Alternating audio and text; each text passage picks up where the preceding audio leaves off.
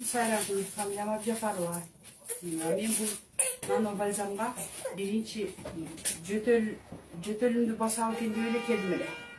Анан ушу бронхитим хронический эч кандай эч жерде компаниянын дагы больницанын дагы дарылары сакайтпагандыктан анан Адина эже айтканынан Smart Lux деле алып кеткен биринчиден.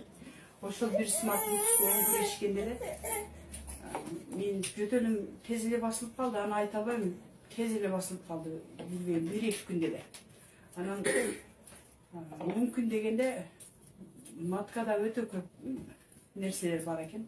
Гинекологияга текшерилсем, киста, миома, полив, эрозия деп айтты. Анан ошондо эле онкологияга барасың деген. Давлениям көтөрүлүп кеткен, аны уккандан кийин онкология дегенде. Анан барган жокмун, ушуну иче бердим. 1,5 курс ичтим окшойт. Анан 3 ай колдондум. Миома баягы женский ооруларга.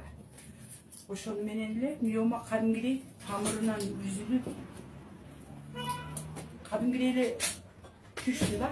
Эми түшүп калбады, врачтар алды, бирок операция кылган жок. Жөн эле үзүп эле алып койду. Анан кайра УЗИге салып текшерди. Эч кандай башка эчтеке жок. Киста да жок экен, полив да жок экен, эрозия да жок экен, шейка матка таза деди.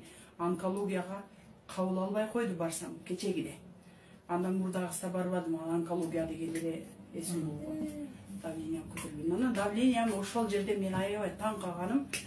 Ысык укол берип атты, кровотечение болуп кетет деп, миоманы алгандан кийин дагы көйлө уколдорду берди. Давлениям барбы дейт. Жок, давлениям жок десем, чындап эле давлениям вообще көтөрүлгөн жок. Наоборот, 120, 80, 110, 70 болуп турду. Меники 180ден түшпөйт эле давлениям. Мен ошого аябай таң калдым. Давлениямдан кутулдум, кисталардан кутулдум, миома даже эч уган элекмин, сиздер уксаңыздар билбейм, миома деген сөзсүз бычак менен кесип алыш керек экен. Миоманы жөн эле мындай эле үзүп эле колун салып эле үзүп алып койду. Анын орду кровотечение болуп, врач аябай таң калды. Баягы уюган кандар жөн эле мындай ачып текшерип аткандай жөн эле түшүп калды.